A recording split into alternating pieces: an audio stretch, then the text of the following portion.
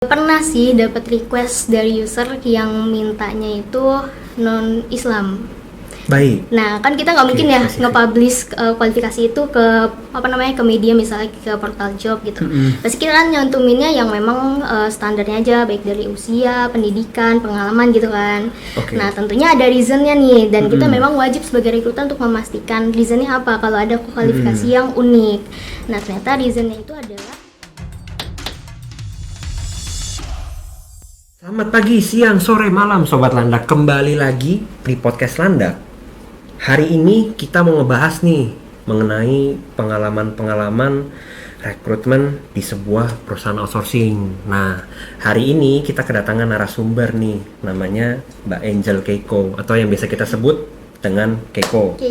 Halo, selamat datang Mbak Keiko. Terima kasih loh sudah bisa hadir untuk menceritakan lah pengalaman-pengalaman sebagai rekruter gitu ya di sebuah perusahaan outsourcing.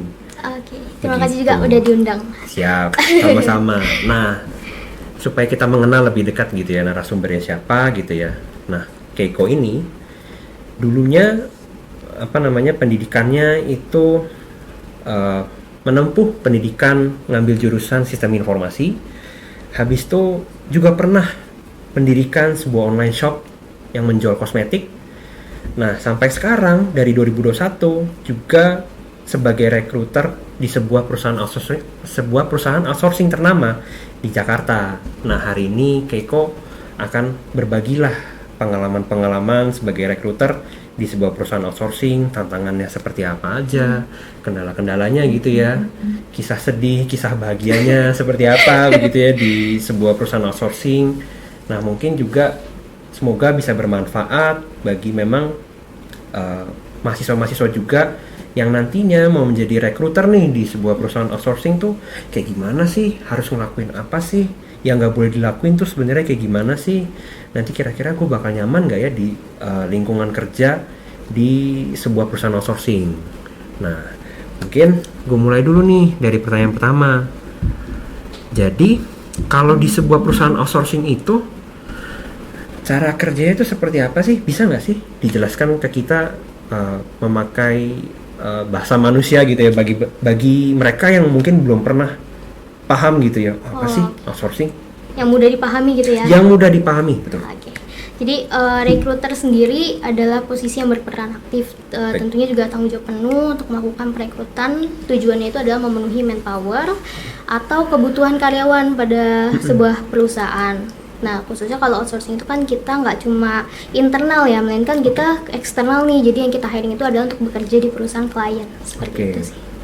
Oke. Jadi lebih ke memenuhi permintaan sumber daya manusia ya? Betul. Oke.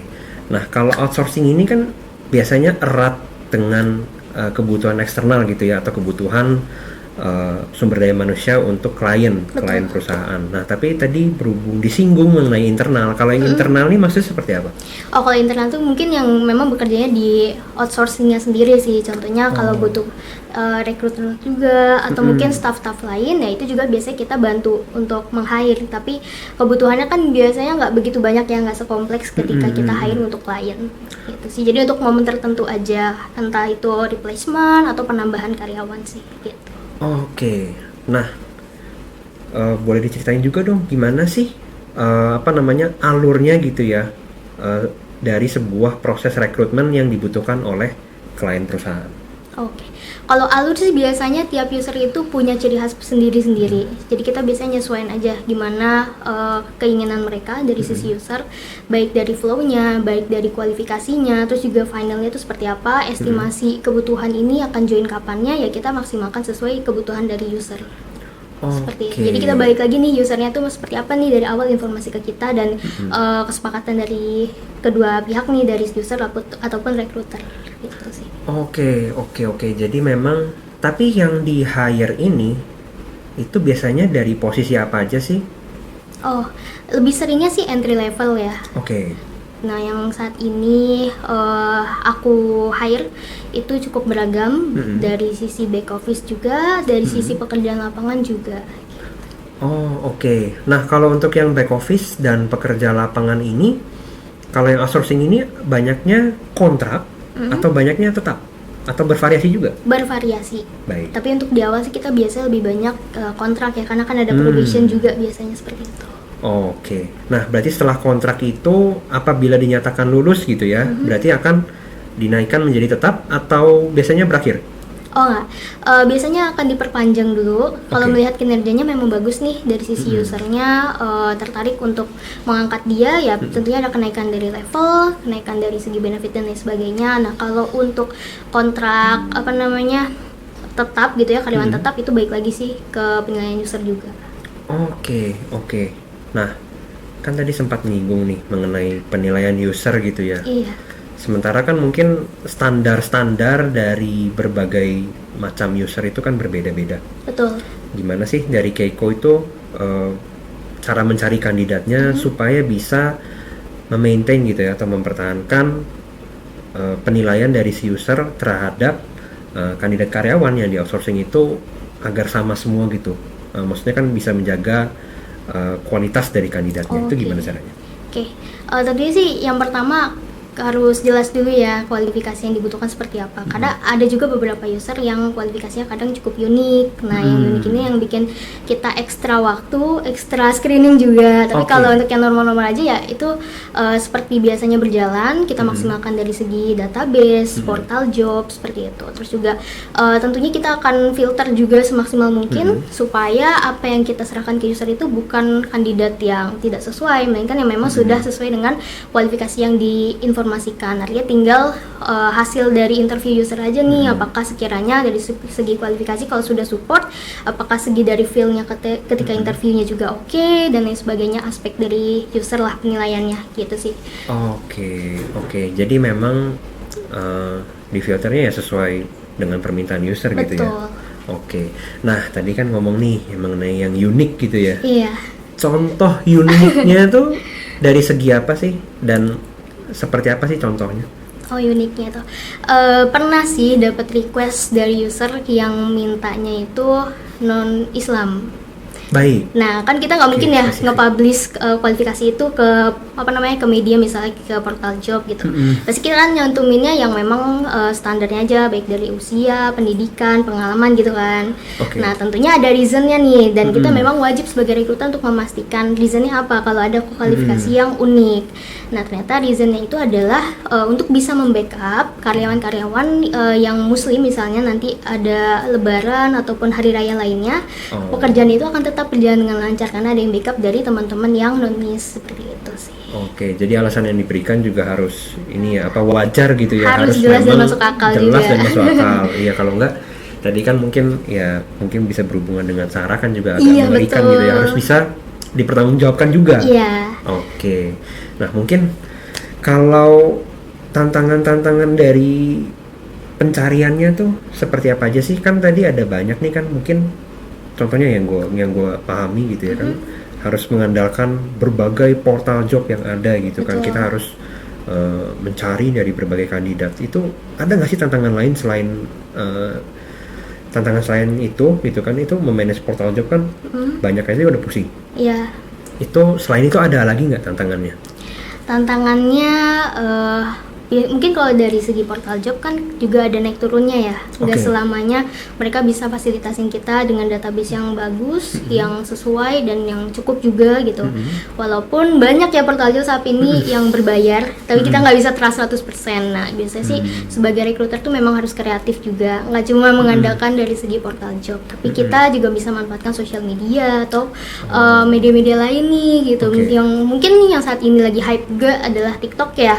Nah, di TikTok oke. itu juga mungkin kita bisa share info lowongan kerja ataupun informasi pelamar lah yang bisa Oke. dipelajari bagi kandidat-kandidat ketika mereka mau ngelamar kerja gitu sih. Bentuk edukasi juga menarik dan itu bisa jadi perhatian mereka ketika mereka mau melamar pekerjaan. Ternyata kita juga sudah menyediakan lapangan kerjanya, jadi nggak cuma bentuk edukasi yang kita sharing, tapi juga lowongan kerjanya kita sharing juga.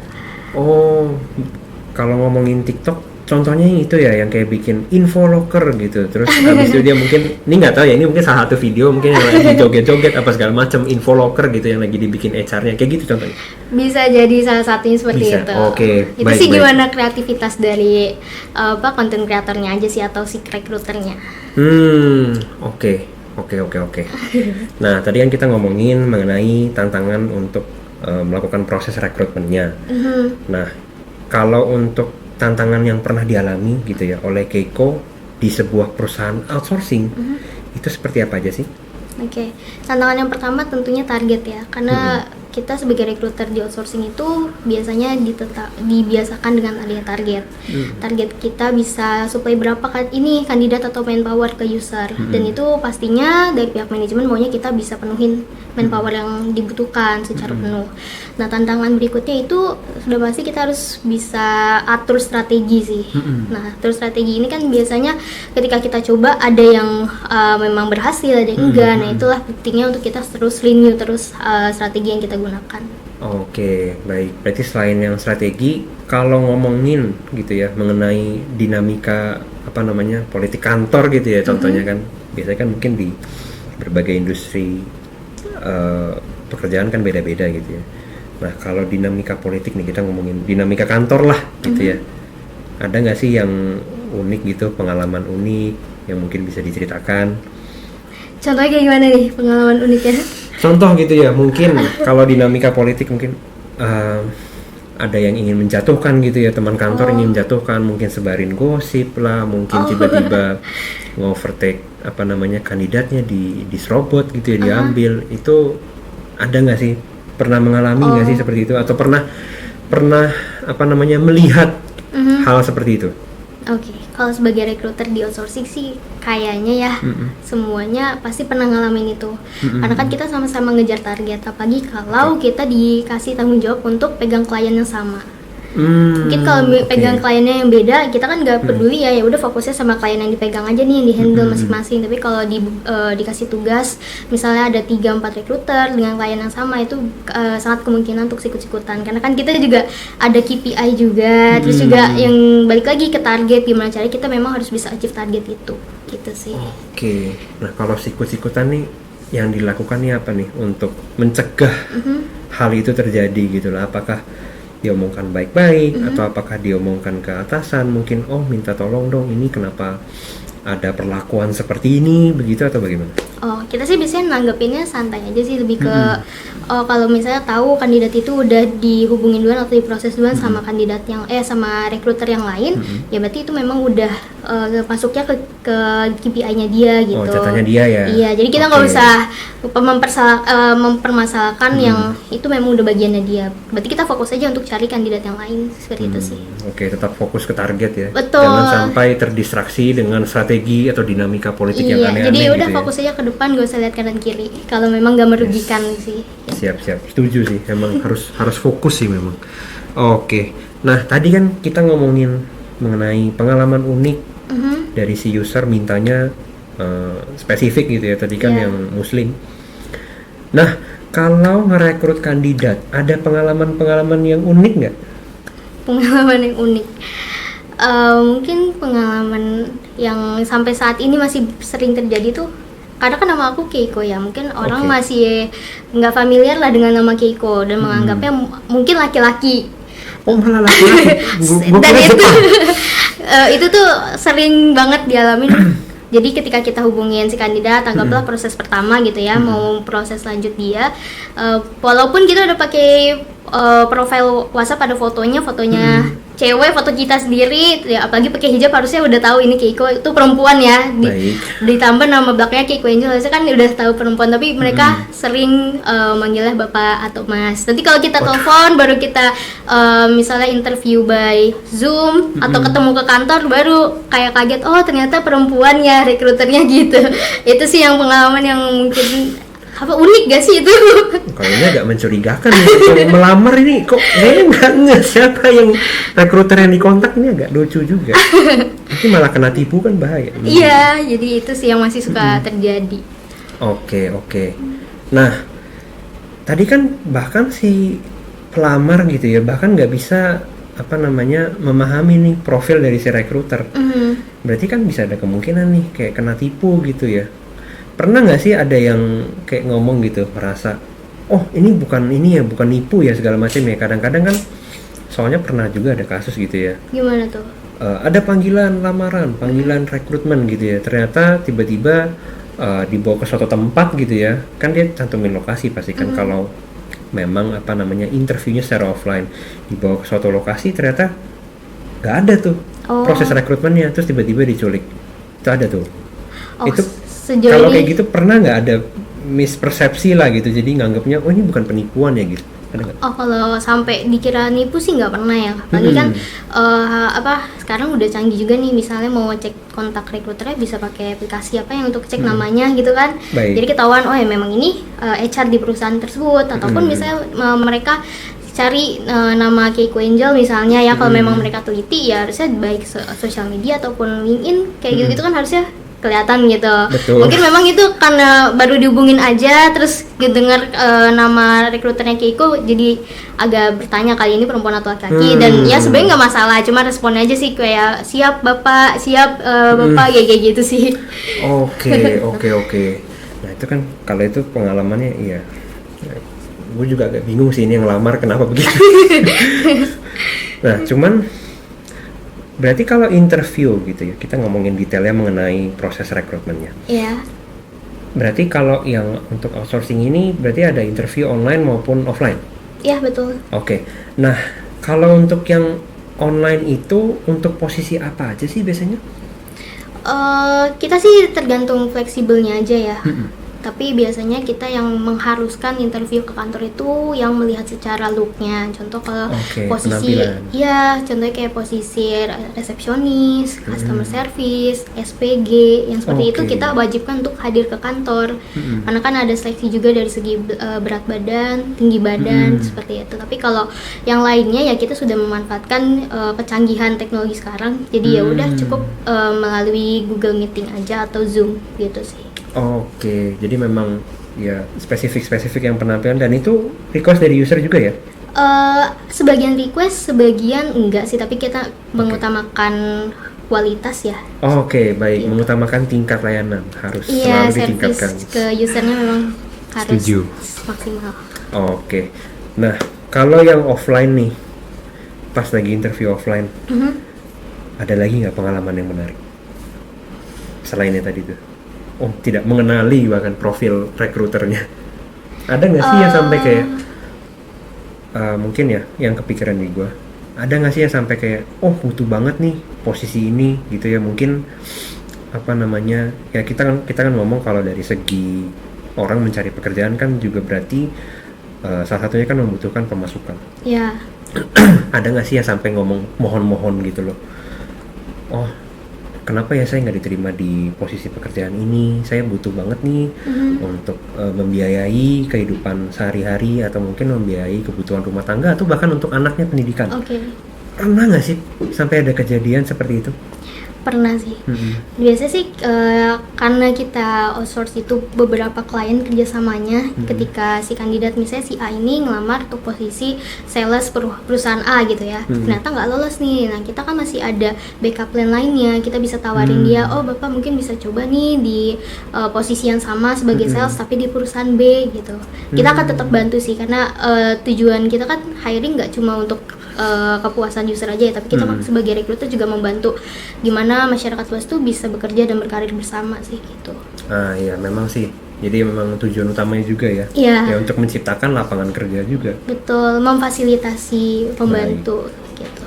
Jadi memang mulia lah ya tujuan dari sebuah perusahaan outsourcing ini memang mulia gitu, yang memang ingin mencari lapangan kerja sudah dibantu, bahkan terbantu sangat gitu loh oleh perusahaan-perusahaan outsourcing ini, yang mungkin memang jumlahnya sudah lumayan banyak ya di apa namanya di Indonesia ya. Apa tuh? Untuk ya perusahaan-perusahaan outsourcing. Perusahaan outsourcing ya cukup banyak sih, kompetitor juga cukup banyak. Oke.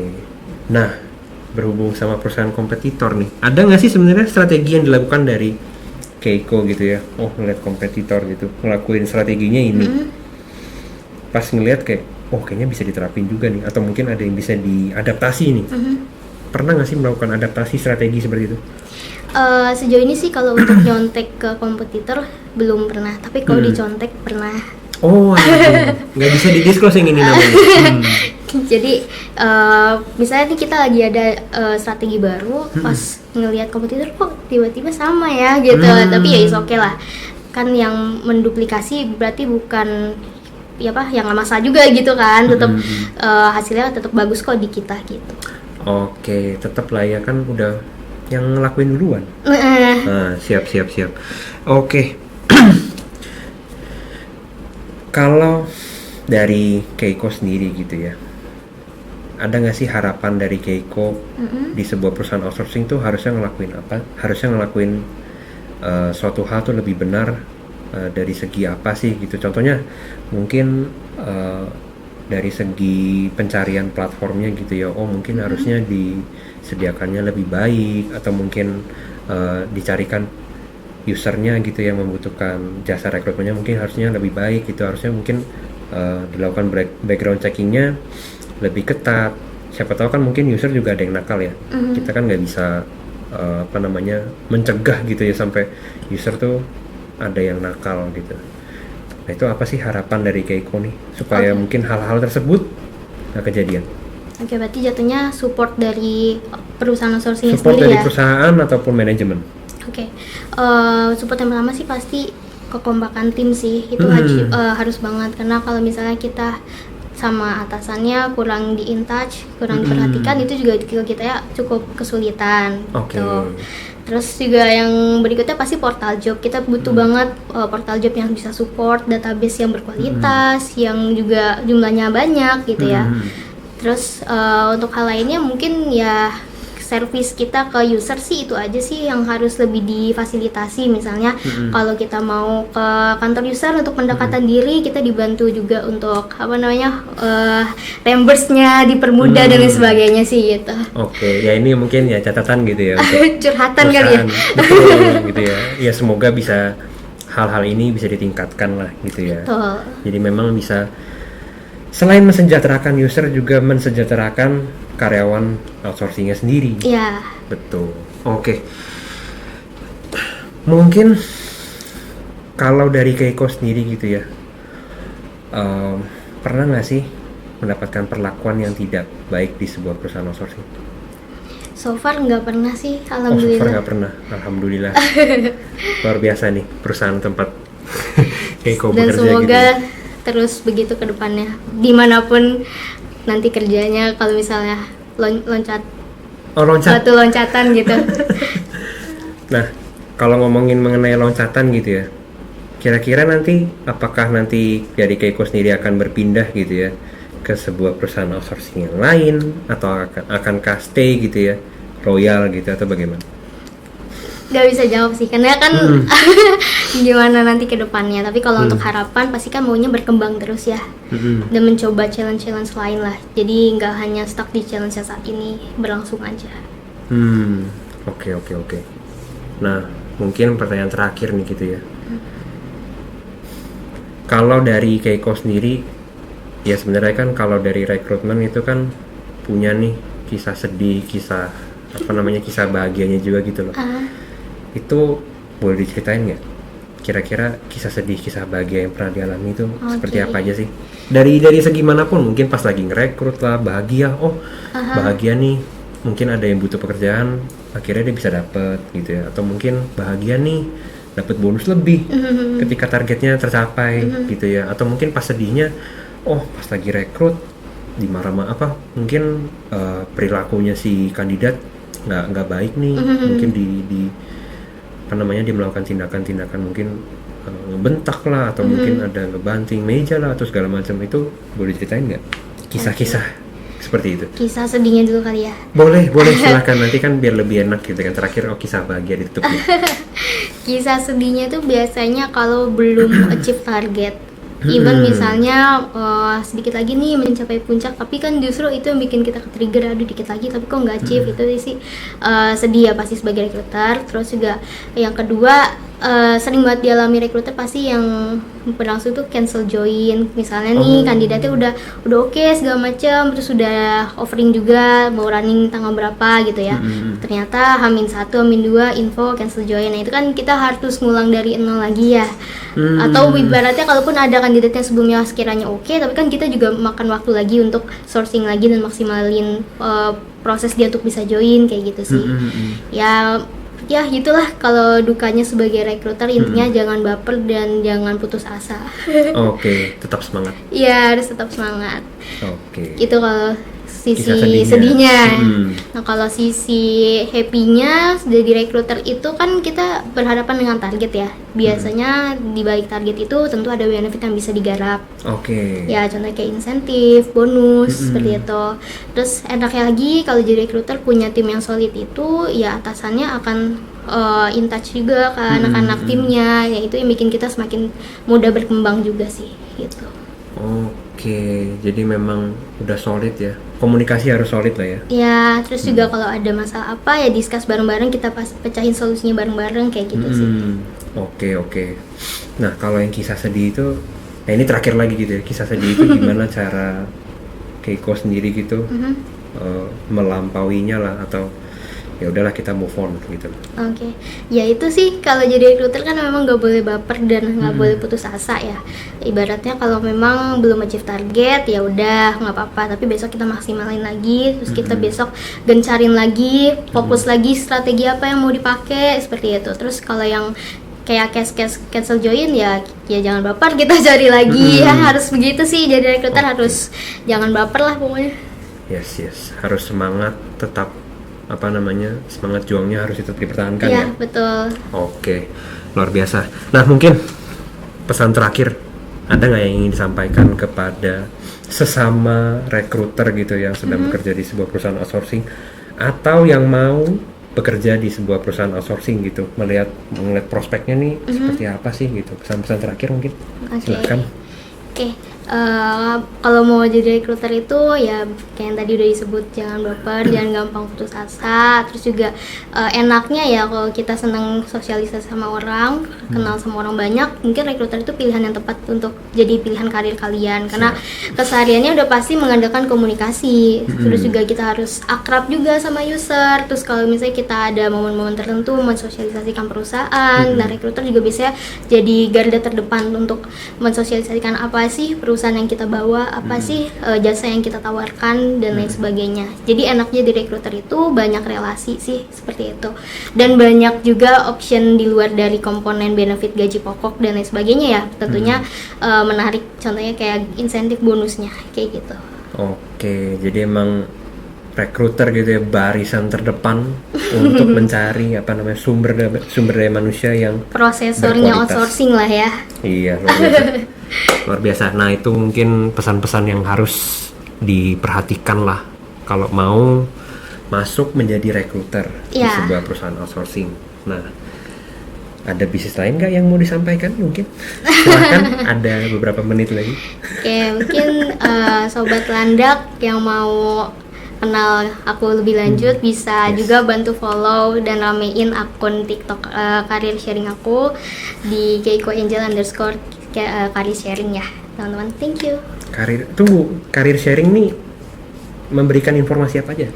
Biasanya info lowongan kerja sama edukasi pelamar sih, jadi kayak mereka tuh bisa dapat ilmu-ilmu gimana sih supaya interviewnya lolos, atau persiapan interview itu apa aja sih ya, seputar kayak gitu sih.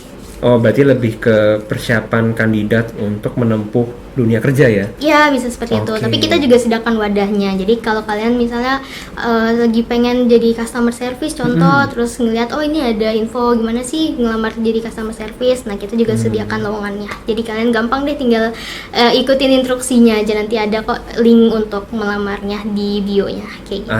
Oke, siap. Nah, tuh mungkin bagi kandidat-kandidat gitu ya, nyari info loker atau apa sih yang butuh dipersiapkan sebelum masuk dunia kerja. Nah, bisa follow karir sharing namanya di TikTok ya, jangan lupa. Nah, kalau begitu dari gua menyudahi gitu ya. Thank you sebelumnya Keiko udah bisa sharing gitu ya. Semoga juga bermanfaat bagi orang-orang yang nanti menonton ataupun mendengarkan podcast ini.